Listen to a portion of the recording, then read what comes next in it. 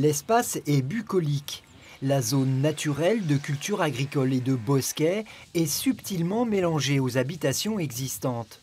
Le vallon Valmer a été préservé grâce à la loi littorale et à l'action des associations de défense de l'environnement depuis 30 ans. Aujourd'hui, les associations s'interrogent sur la loi Elan et son impact sur la zone côtière.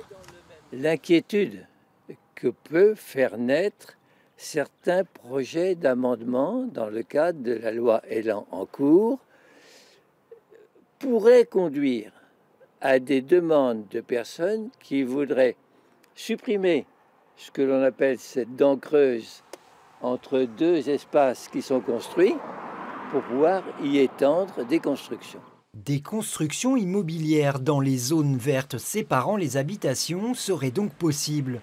C'est en tout cas ce qu'affirme également le conseiller municipal du Lavandou, porteur d'une pétition contre la loi Elan, signée par 287 000 personnes, dont Nicolas Hulot.